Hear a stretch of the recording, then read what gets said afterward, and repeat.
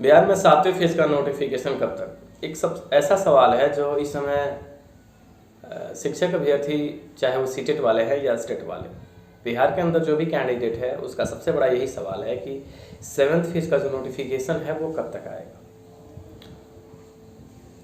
3 नवंबर 3 नवंबर को आपको पता है कि सरकार के बीच में 6ठा फेज का मामला जो पटना हाई कोर्ट में है, इस पर सुनवाई होने वाला है।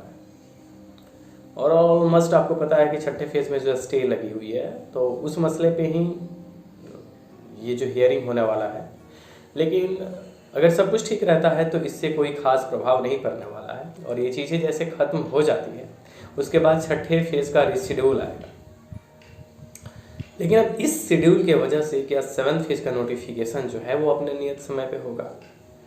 तो विद्यार्थियों को इतना थोड़ा संयम रखना है कि 3 तारीख को जो जजमेंट अगर आ जाते हैं 6ठे फेज के स्टे के प्रति, जो सरकार ने कहा है, जैसे कि शिक्षा विभाग के तरफ से जो बातें आ रही हैं कि 3 तारीख को ये प्रॉब्लम खत्म हो जाएगा, उसके बाद सरकार 7वें फेज के नोटिफिकेशन पे बात करेगी। एनी हाउ नोटिफिकेशंस का जो टाइम दिया गया है सरकार उसको फॉलो करने की कोशिश कर रही है।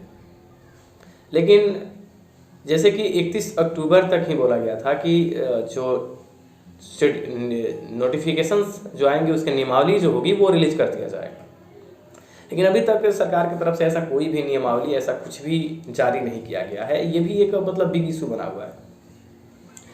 लेकिन 6ठा फेज का मसला अगर वाकई में 3 नवंबर को सट आउट होता है तो जो 7th फेज की नोटिफिकेशंस की प्रक्रिया है उसके लिए जो संभावनाएं होगी वो ज़्यादा बढ़ जाएंगी। लेकिन अगर ये 3 अक्टूबर को अगर हाई कोर्ट में फिर कोई दाव पेच होता है तो ये मसला और लंबा खींचेगा।